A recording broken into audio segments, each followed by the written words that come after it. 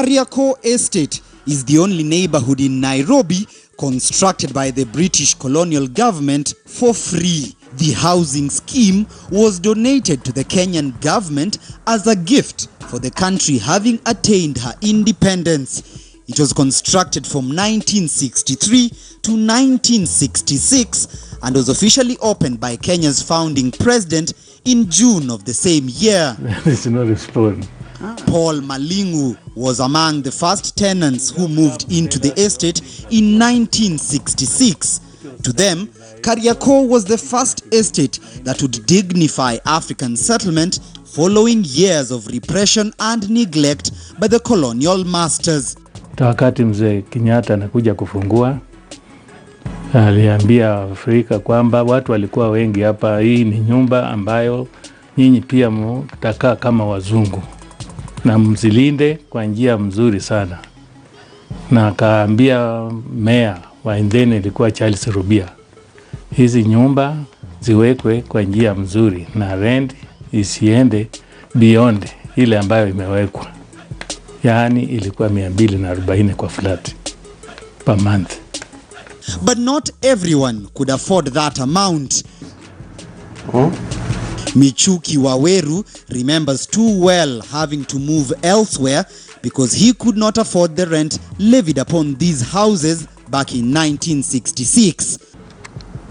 MICHUKI was among the initial occupants of the area where Kariokor Estate now occupies. This place, he tells us, was designated for housing of British-owned horses, which raced around the racecourse road adjacent to the estate. Hizi nyumba tulikuwa tunalipa shilingi 13. Kalikuwa nyumba kadogo tuka kutoshea kitanda. Hata kama unapika unakalia kwa kitanda hakuna mahali pa kuweka kiti. Kariokor area would in essence house African caretakers of the horses. The houses were not fit for human settlement, but African laborers needed a place to stay. Hii Kariokor ambao tuko sasa sio ilikuwako, kulikuwa na Kariokor ya hapo zamani. Nyumba ndogo kabisa zilikuwa ndogo hivi kwamba ukiingia kwa nyumba hamungekaa mkiwa watu 6 hivi. Wengine wangekaa nje. Lakini kama ingekuwa ni mkae na mlale, watu wanajua uvumbuzi. Wanajua kutengeneza mambo ya kuwasaidia. The area was known for its unhygienic conditions as it was its low standards of living. Kariokor hizi nyumba zamani ilikuwa estate ya farasi, zilikuwa zinakimbia pa racecourse.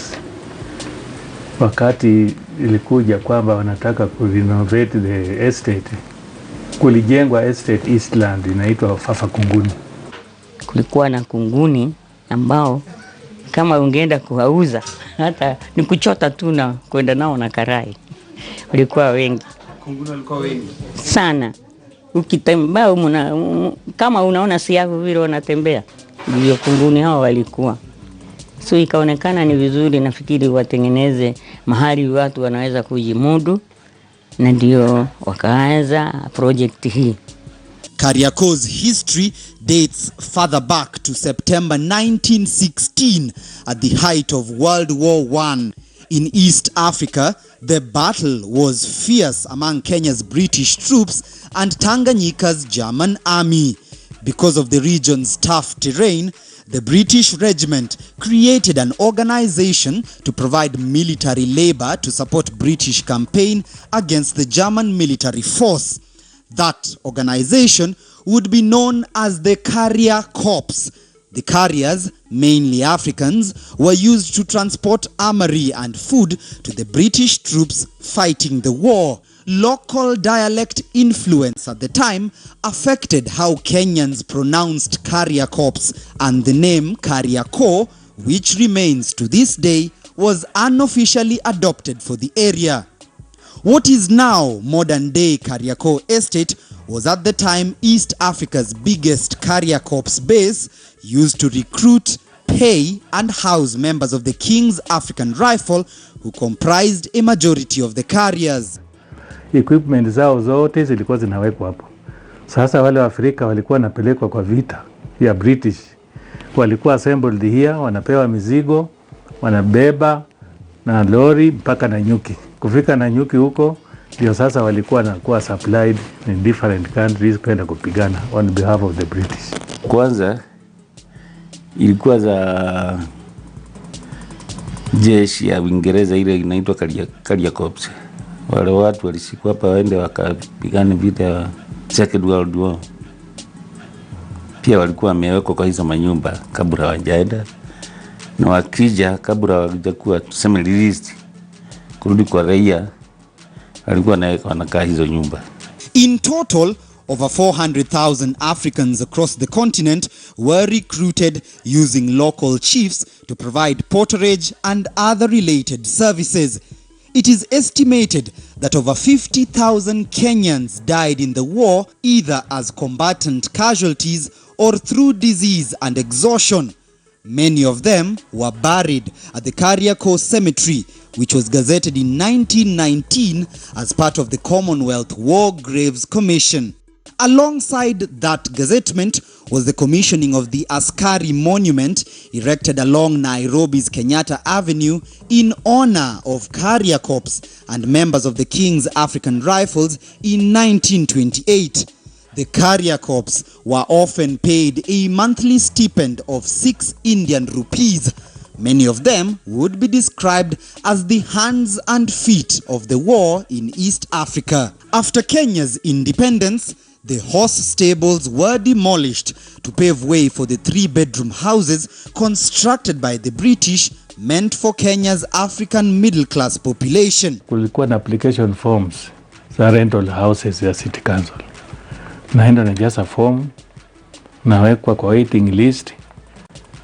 If there's a vacant house, walikuwa nafuata listi vile applicants were first come first served. Ndio ilikuwa inatumika. Lakini eventually after 1976-78 hiyo kitu ilitupiliwa mbali. Ilikuwa cash on delivery. For the last 53 years, the residents of the area have lived off a promise that they insist was never honored by Kenya's pioneer government, to have the ownership of the homes handed over to them as part of an agreed tenant purchase scheme. Alipoingia kunywa chai aliingia block B1, B2, sorry. Kenyatta nao senior ule alikuwa first president, aliingia block B2 akakunywa chai hapo, akasikiza wasi, akaangalia keja akasema iko smart. So wazazi walikuwa wanatuambia walipatiwa 10 years wakuwa nalipa. So ikifika hapo 75, 76 walikuwa nafaa kuown hizi mahao.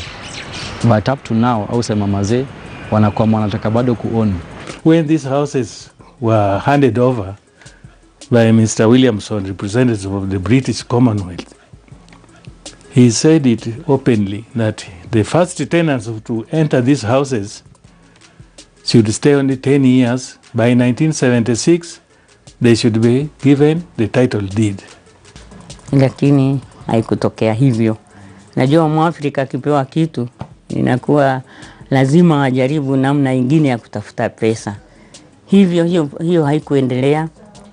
Lakini tukiwa katika hicho kikundi tulijaribu kupitia hayo maneno ya zamani, lakini haikuwezekana.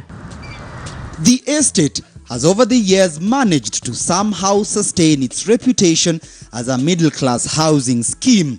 No shops or businesses are allowed to operate within the area. But we've seen in other estates where the remaining open spaces have been taken up, in fields, flats built and all that.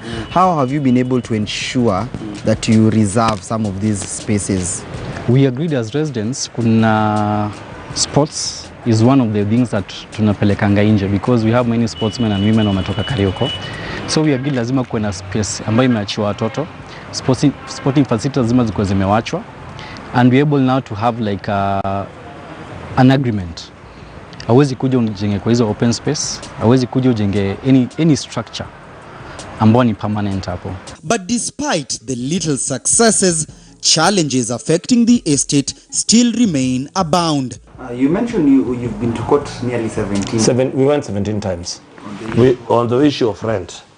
which of rent. We've challenged the city council so many times. We've had to fight with national housing. We have had to fight with some people who have tried to purchase their houses. We've fought off the erection of any building in our open space. We've totally refused anybody to do anything within the estate. Have there been those attempts? There has been several, even now as we're talking to you. Even now they're trying to use the open spaces to build some extra houses. What was an area reserved for the British military organization Kariokor would spread to other colonies like Tanganyika, which also has an area known as Kariokor, both in the towns of Dar es Salaam and Dodoma. But still, Nairobi's Kariokor estate remains unmatched, serving up an intriguing history that promises to remain here for decades to come. We are one. Anytime tuko na problem, anytime tuko na msiba, we are one. Sutoka si wote. We are known for for example, my block, I can enter any house and my neighbors would not have a problem. Like, we are that close. Having moved out of Kariokor and coming back, I'll tell you Kariokor is the best estate I've ever lived in. The neighbors are good. We are brothers and sisters. Whenever your neighbor has something, needs support, we always helping each other. Unajua kwanza Kariokor ilikuwa safi, sio kama vile umeona Kariokor. Ilikuwa mtaa kiwango ya juu kidogo. Lakini sasa sijui ni nini, watu wamekuja wengi, wamefanya hivi, wamekuwa nini. Yenyewe imekuwa standard low kidogo. Wakati tulikuja ilikuwa ya watu high standard. For Area Code, I am Timothy Otieno.